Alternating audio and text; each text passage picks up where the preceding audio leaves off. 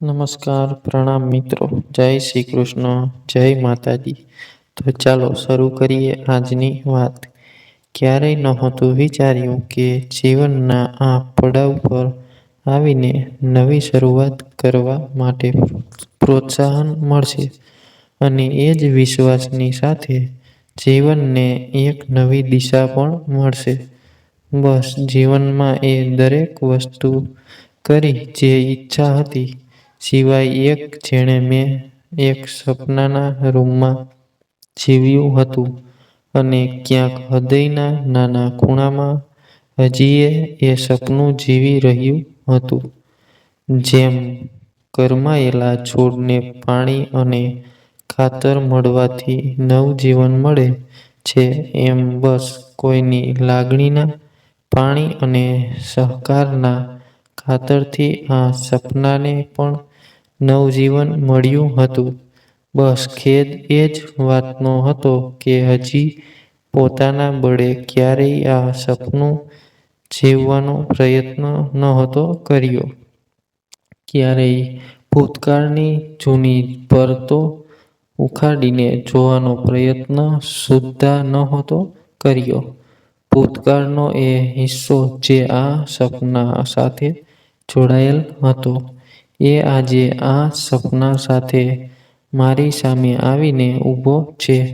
સપનું પૂરું કરવા જતાં ભૂતકાળની એ પળો ફરીથી જીવવી પડશે અને કદાચ એ પળો હવે ફરી જીવવાની હિંમત નથી, જે પછી જીવવા માંગતી નથી.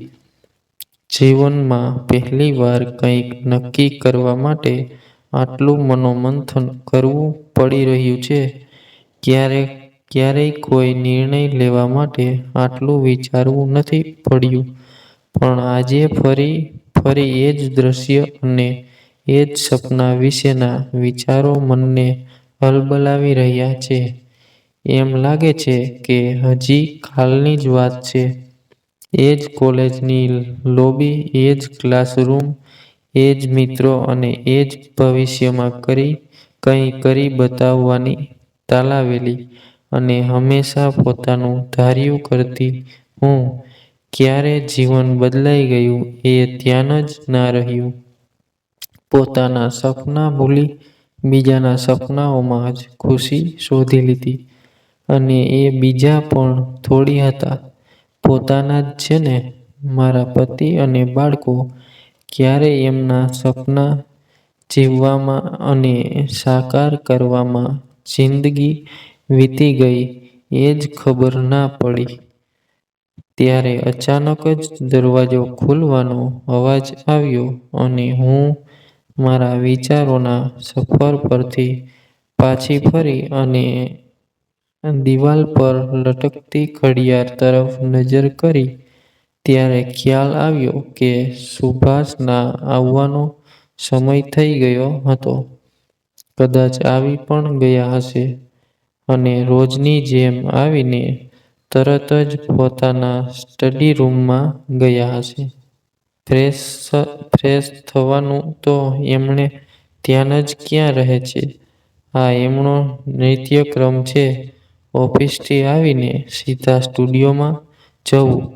હું ચા અને નાસ્તો લઈને જઉં ત્યારે ફટાફટ ફ્રેશ થવા રૂમ તરફ જાય અને આવીને થોડી ઠંડી થઈ ગયેલી ચા અને નાસ્તો પતાવીને ફરીથી પોતાના કામમાં લાગી જાય. ત્યારબાદ સીધા જમવા માટે જ બહાર આવતા. મેં ઘણી વખત કહ્યું કે ઓફિસનું કામ ઓફિસમાં પતાવીને આવતા હોય તો પણ એ કહે, ડાર્લિંગ, આ ઓફિસનું કામ છે ને જે ઓછું થતું જ નથી. એકદમ તારા પ્રેમની જેમ હંમેશા વધતું જાય છે. લગ્નને 20 વરસ થઈ ગયા પણ હજી એ જ મસ્તી કરવાની આદત અને દરેક વાતમાં મારા નામની હાજરી હોય જ. ઘણીવાર એ કહેતા કે આશા, જો તું ના હોત તો ખબર નહીં મારું શું થાત. આ સાંભળ્યા પછી મને ખરેખર પોતાના પર ગર્વ થઈ આવતો. એ સંતોષ થતો કે જીવનમાં કોઈ છે જેના માટે મારું મહત્વ ક્યારેય ઓછું નથી થવાનું. જે મારું સર્વસ્વ છે એના માટે હું પણ મહત્વ ધરાવું છું. બસ હવે જીવનમાં કોઈ જ કમી નથી, સિવાય એક બાકી. હવે તો બાળકો પણ મોટા થઈ ગયા અને પોતાનું ભવિષ્ય બનાવવાની રાહ પર નીકળી ગયા છે. હજી કોલેજ. સુભાષ કહેતા હતા કે આશા, હવે તો તું આખો દિવસ ફ્રી હોય છે અને હવે બાળકો પણ પોતાની જાતે જીવી રહ્યા છે. તો પોતાની ખુશી માટે કંઈક કર. અને ત્યારથી એ સપના પર જામેલા વર્ષોની ધૂળ દૂર થઈ ગઈ.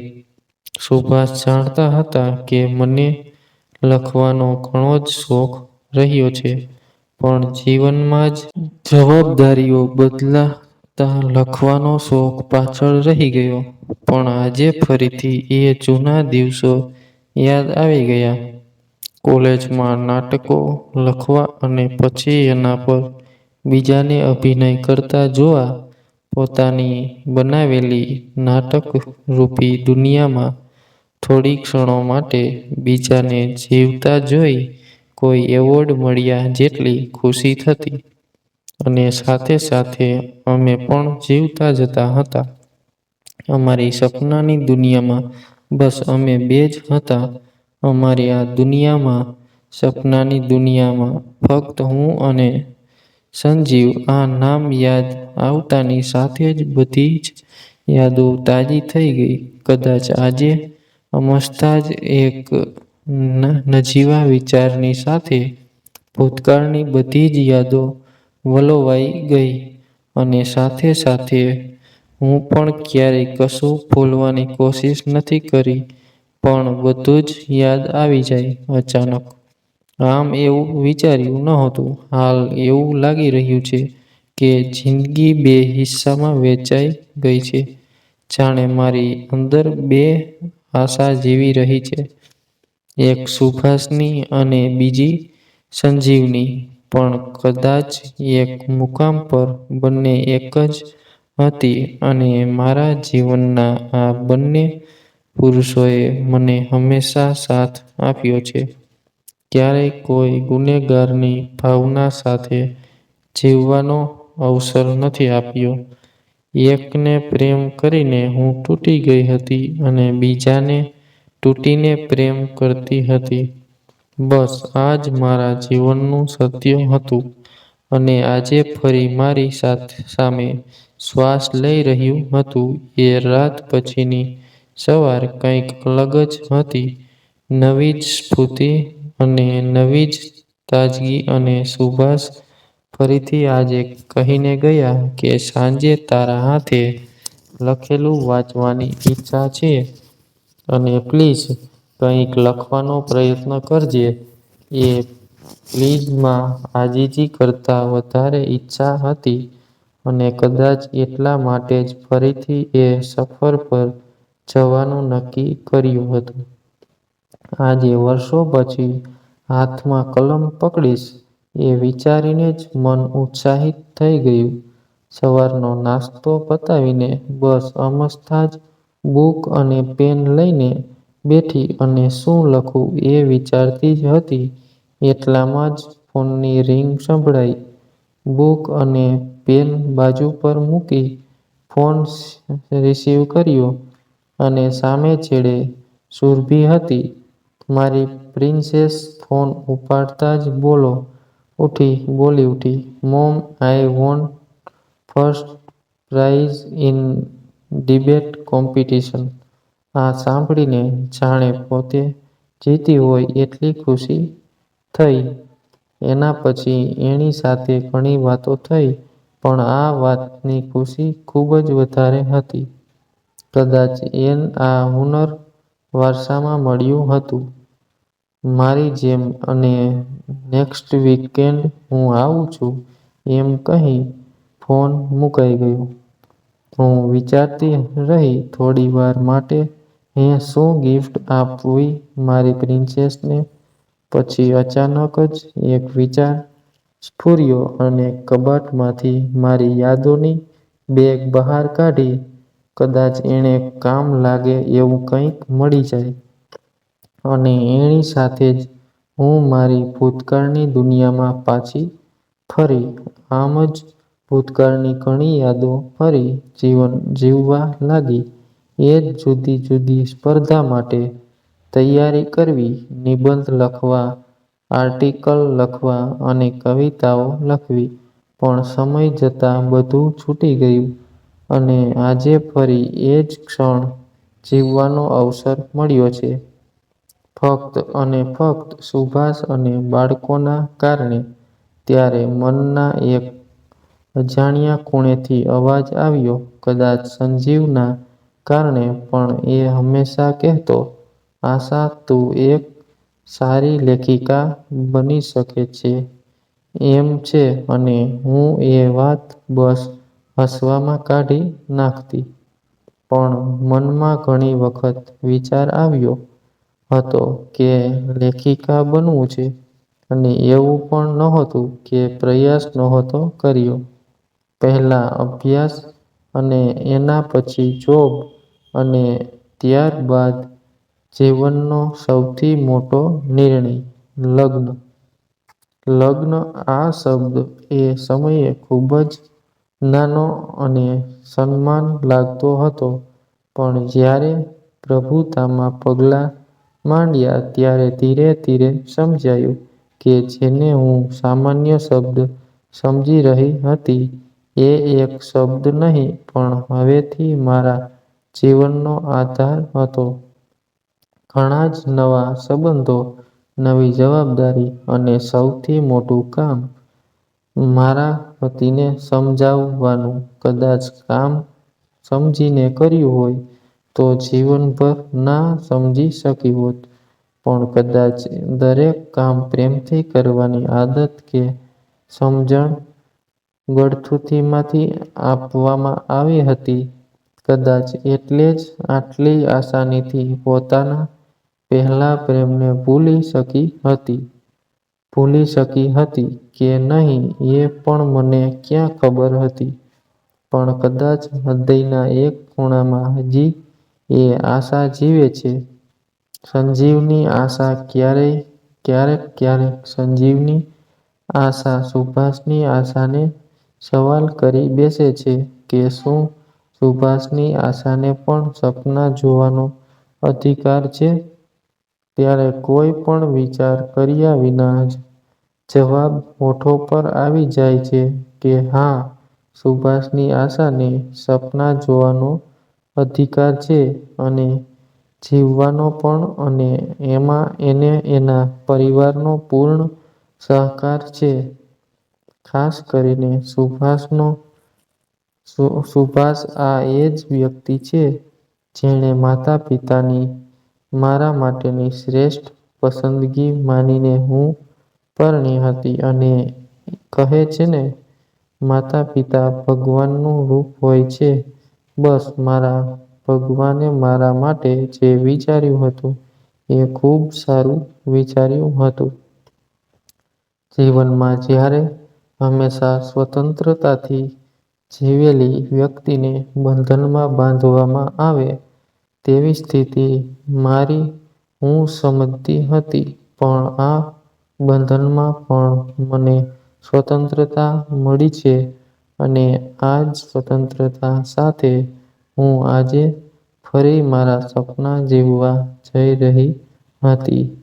મારી દીકરીના માધ્યમથી દીકરાએ પિતાનો વ્યવસાય પસંદ કર્યો જ્યારે દીકરીએ માની કળા અને માના સપના.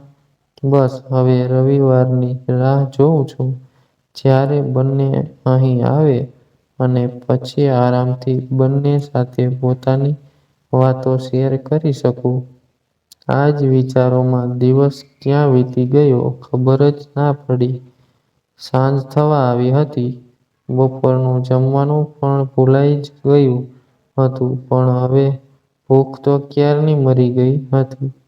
બસ પ્રતીક્ષા હતી આંખોમાં સુભાષ માટે કે એ કે ક્યારે આવે અને ક્યારે એમણે આ કવિતાઓ સંભળાવું, આ કહાનીઓ સંભળાવી. વર્ષો પછી મારી અંદરનો આત્મવિશ્વાસ ફરી જાગ્યો હતો.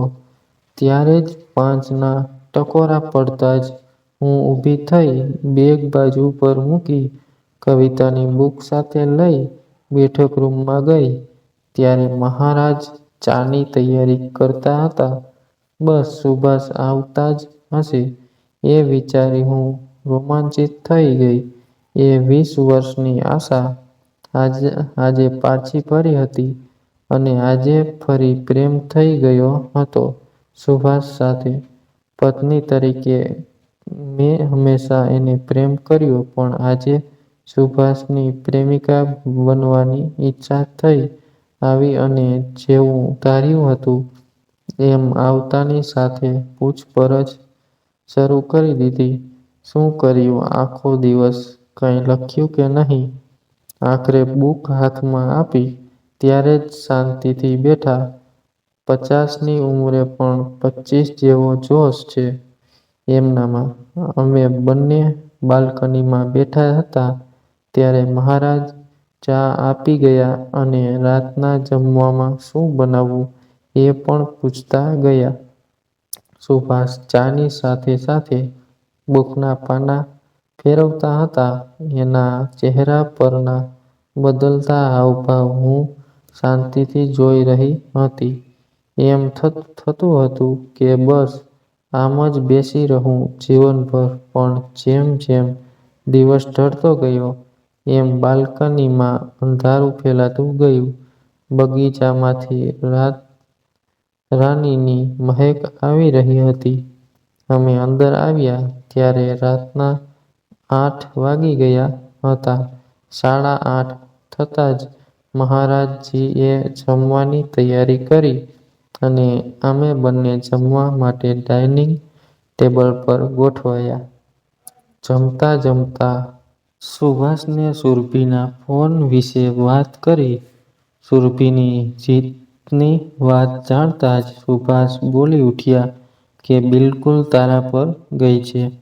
બધી જ રીતે તારી છબી છે અને મારી કવિતાઓ વિશે પૂછવા લાગ્યા અને પ્રશંસાના પુલ બાંધવા લાગ્યા.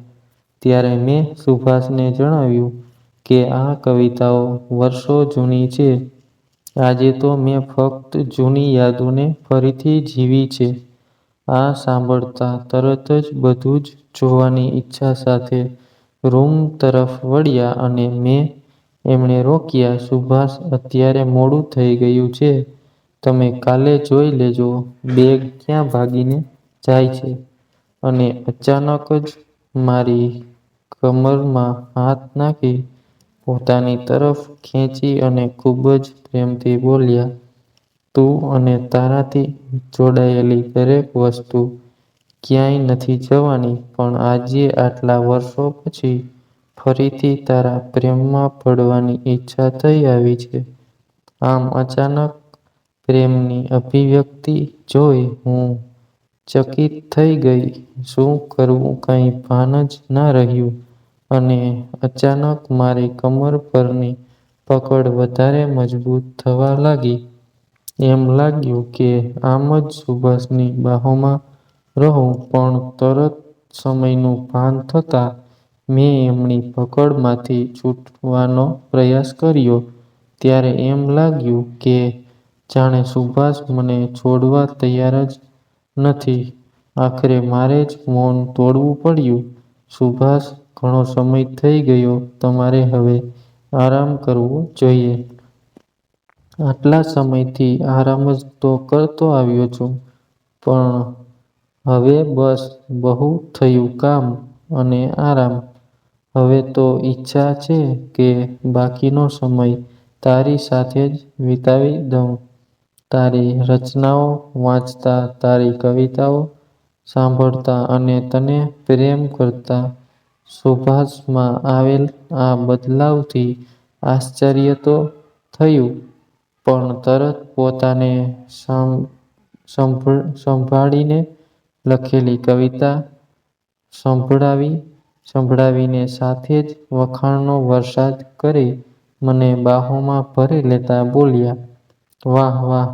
એ દિવસે એમ લાગ્યું કે જાણે મારી અંદરની બીજી આશાનો ફરી જન્મ થયો છે. અને આવી રીતે દિવસો વીતી રહ્યા હતા. ત્યારે જ એક દિવસ સુરભીનો ફોન આવ્યો. "હેલો મમ્મા, કેમ છો તમે?" "હાય બેટા, હું ઠીક છું. તું કેમ છે?" "હું પણ ઠીક છું મમ્મા." "મમ્મા, હું ઘરે આવું છું આ વીકેન્ડના." "પણ બેટા, આમ અચાનક?" મેં કહ્યું, "મમ્મા, તમારી અને પપ્પાની બહુ યાદ આવે છે. એટલે આવું છું." આટલું કહી એણે ફોન મૂકી દીધો. ખબર નહીં એટલી તો શું જલ્દી હતી. સુરભીના આવવાની ખબર મળતા જ એક ગજબની આવી ગઈ. અને હું તરત જ દોડીને મારા રૂમમાં ગઈ કે એના માટે અલગ કરેલી કવિતાઓ ને ગિફ્ટ વ્રેપ કરી શકું. પણ ત્યારે એ મને ક્યાંય ના મળી. રૂમ તો શું, આખું ઘર શોધી વળી પણ એ બુક્સ અને કવિતાઓ મને ક્યાંય ના મળી. ખબર નહીં, યાદ જ નહોતું આવતું કે ક્યાં મુકાઈ ગઈ મારાથી. આજે સાંજે સુરભી આવી જશે. શું ગિફ્ટ આપીશ એને? એ જ ચિંતા થઈ રહી હતી. બસ સુભાષ આવે એની જ રાહ જોઈ રહી હતી કે એ આવે પછી કોઈ ગિફ્ટ લેવા જઈ શકું. પણ ખબર નહીં આજે એ પણ ક્યાં રહી ગયા. રોજ તો આ સમયે ઘરે આવી જતા, પણ આજે જ મોડું કરવાનું હતું. મને અમસ્તા જ એમના પર ગુસ્સો આવી ગયો. પણ હવે શું ફાયદો? ભૂલ મારી જ હતી. મારે જ કવિતાઓ સાચવીને રાખવા જેવી હતી. આ જ ચિંતામાં ચૂલા પર બેઠી હતી એટલામાં સુરભીનો અવાજ આવ્યો અને સીધી મારી પાસે આવીને બેસી પડી. "Mamma, I miss you so much. I love you." આવતાની સાથે જ કહેવા લાગી, "I love you too my બચ્ચા." અને તરત જ પૂછવા લાગી કે હું અહીં એકલી કેમ બેઠી છું. હવે એણે કેવી રીતે કહું કે હું કઈ ચિંતામાં છું? "બસ કંઈ નહીં બેટા, હું તો એમ જ બેઠી છું. તું બોલ, તારો સફર કેવો રહ્યો અને આવતા કોઈ તકલીફ તો નથી થઈ ને?" "મમ્મા, હું ફક્ત 2 જ કલાકનો સફર કરીને આવી છું અને હવે આદત પડી ગઈ છે. પણ બહુ ભૂખ લાગી છે મમ્મા, ચાલો ને જમી લઈએ." કહેતા મને ખેંચીને રસોડામાં લઈ ગઈ. જમતા જમતા ઘણી વાતો શેર કરી, ઘણું બધું પૂછી પણ લીધું અને ઘણી વાતો યાદ કરવી. જૂની યાદો કદાચ એણે મનના કોઈ ખૂણામાં સંતાઈને બેઠી હતી. એ બધી જ બહાર આવી ગઈ અને આખરે ગિફ્ટની વાત આવી. "બેટા, ધીરજ રાખ. I will give you your gift." મેં થોડા અચકાતા કહ્યું, "ઓકે મમ્મા."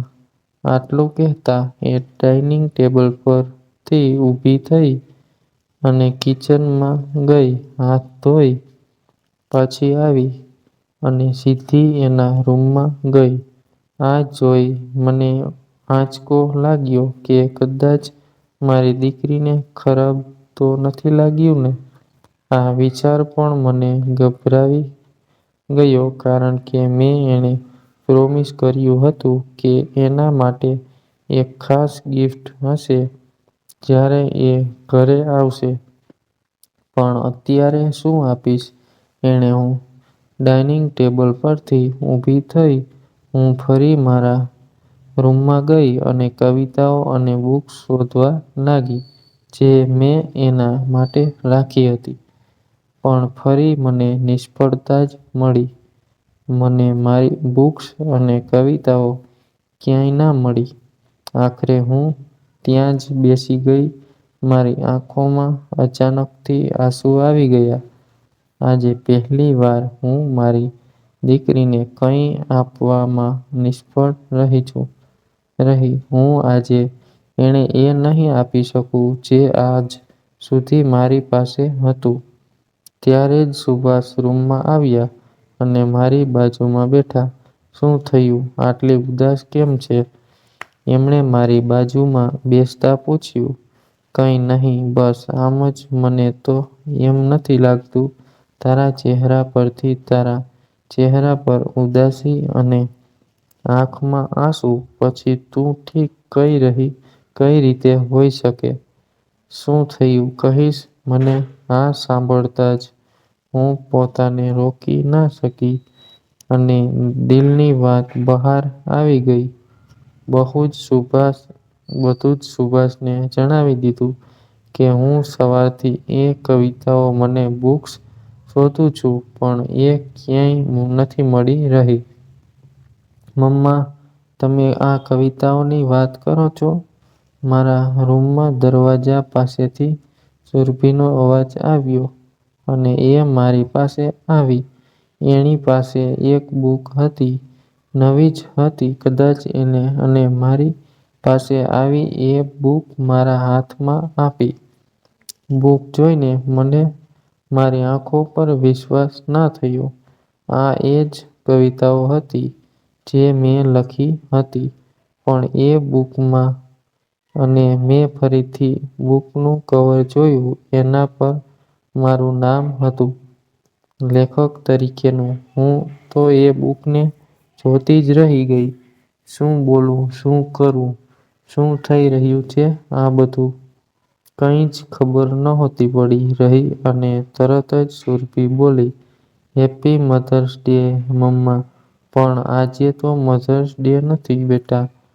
હું આટલું જ બોલી શકી. "મમ્મા, મારી માટે તો રોજ મધર્સ ડે છે." જ્યારે તમે આ કવિતાઓની વાત પપ્પાને કરી હતી મેં ત્યારે જ નક્કી કર્યું હતું કે તમને હવે એ આપવાનો સમય થઈ ગયો છે જે તમે અત્યાર સુધી અમારા માટે જતું કર્યું છે. "પણ તારી પાસે આ કવિતાઓ આવી કેવી રીતે?" મેં એને પૂછ્યું. ત્યારે એણે બધું જ વિસ્તારથી જણાવ્યું. કેવી રીતે સુભાષે આ કવિતાઓ સુરભી સુધી પહોંચાડી અને કેવી રીતે એણે એ કવિતાઓ પબ્લિકેશન હાઉસમાં આપી. તો આખરે મારું સપનું મારી દીકરી અને મારા પતિએ સાથે મળીને પૂરું કર્યું અને મને એની ખબર સુદ્ધાં ના પડી. હું તો એ જ ભ્રમમાં જીવતી હતી કે હવે હું નહીં પણ મારી દીકરી મારું સપનું પૂરું કરશે એક લેખક બનીને અને એણે મારું સપનું પૂરું કર્યું. મને લેખક બનાવીને. એના પછી આ બુક છાપવાનું શરૂ થયું અને સૌથી પહેલી 2 કોપી મેં પોતે જ ખરીદી અને એમાંથી એક સુભાષ માટે અને બીજી સંજીવ માટે. પણ સુભાષ આ વાતથી અજાણ હતા. બીજી કોપી મેં સંજીવને પહોંચાડી અને એમાં ફક્ત એટલું જ લખ્યું કે આજે તારું સપનું પૂરું થયું. કારણ કે જે દિવસે સુરભીએ પહેલી કોપી મારા હાથમાં આપી એ દિવસ સંજીવનો જન્મદિવસ હતો. એના જન્મદિવસે જ આટલી મોટી ખુશી મારી દીકરીએ મને આપી. પણ અંત સુધી આ વાત મારા દિલમાં છુપાઈને રહેશે, ક્યારેય બહાર નહીં આવે. અને જીવનના આ પડાવ પર મેં સપનાં જોવાનું ફરી શરૂ કર્યું. મારી દીકરી અને મારા પતિની મદદથી બંને એ ફરીથી મને એક લક્ષ્ય આપ્યું. ખરેખર આમ જ અમસ્તા આવેલ વિચારે આજે મારું જીવન બદલી નાખ્યું. આજે આ ઉંમરે હું ફરીથી 18ની થઈ નાચી શકું છું, રમી શકું છું અને ગાઈ શકું છું મારા લેખનની મદદથી.